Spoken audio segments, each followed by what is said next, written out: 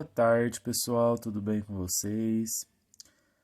Estamos iniciando o nosso terceiro PET, a nossa semana 1. E a nossa primeira matéria é geometria. A gente vai dando continuidade na parte de geometria que a gente estava vendo, certo? A gente vai começar hoje com os poliedros.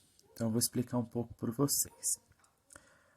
Poliedros são figuras tridimensionais formadas pela união de polígonos regulares, ou dito de forma, são sólidos geométricos formados por faces que são apenas polígonos.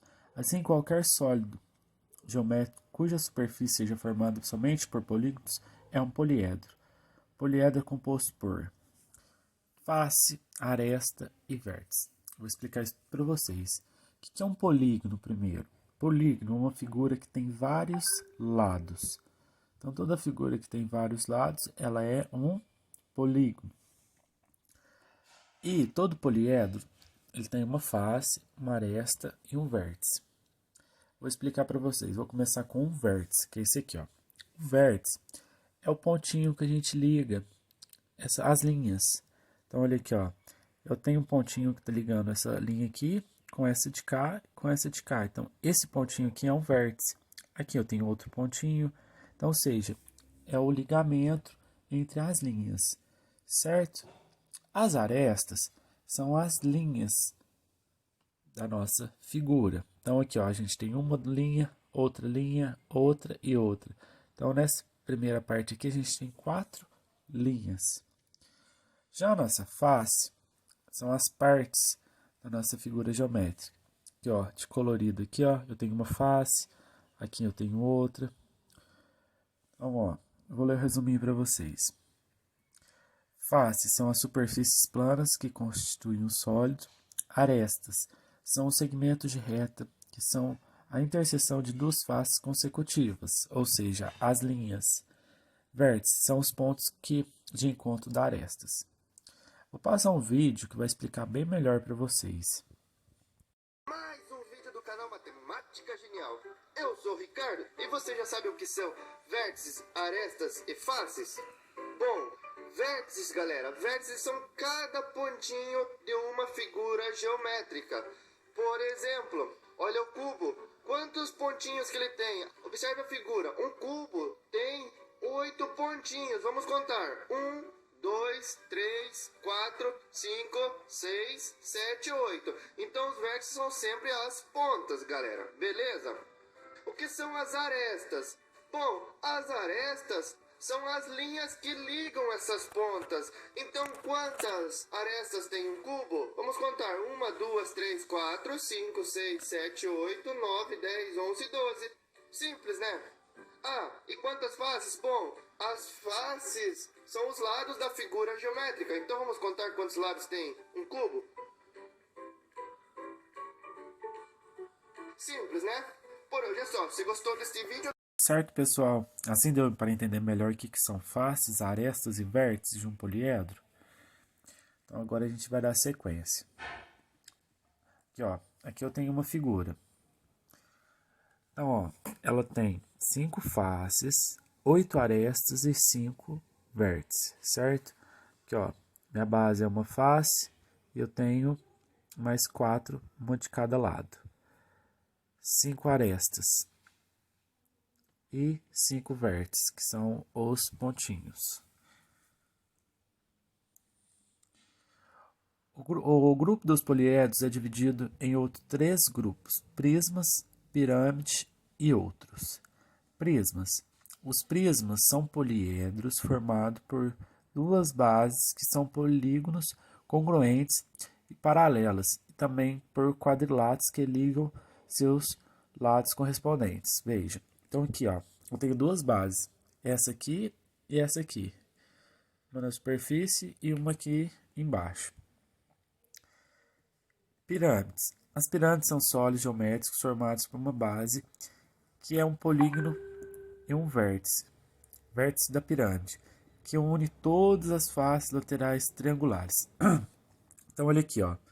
Aqui eu estou ligando todas as minhas Então aqui eu tenho uma aresta que está ligando todos os vértices, certo? Os outros. Os sólidos geométricos que não se enquadram nas duas categorias anteriores, que são chamados de outros, geralmente são sólidos que possuem uma face curva, mas que não rolariam se colocados sobre uma superfície plana.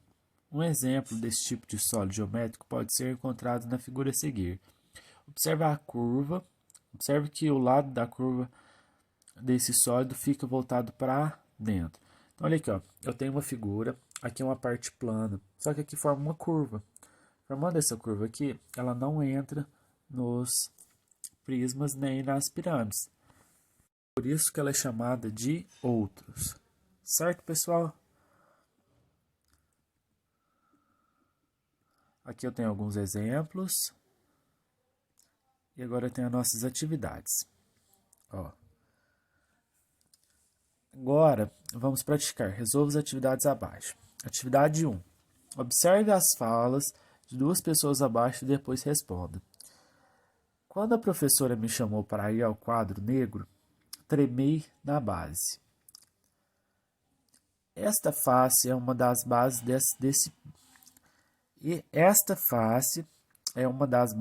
deste prisma. Vamos lá.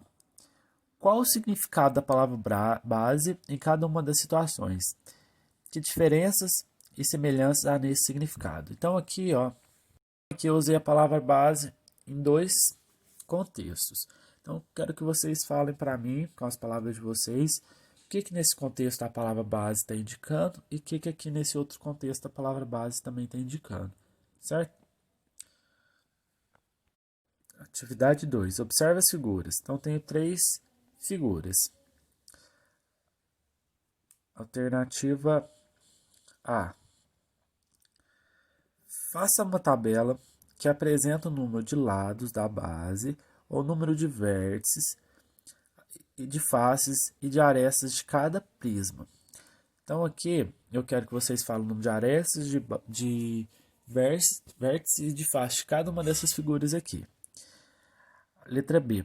Agora reúna com seus pais para comparar a soma do número de vértices e o número de faces com o número de arestas de cada caso. Então eu quero que vocês comparem as figuras e vejam o número de arestas, vértices e faces de cada uma desses casos que a gente viu.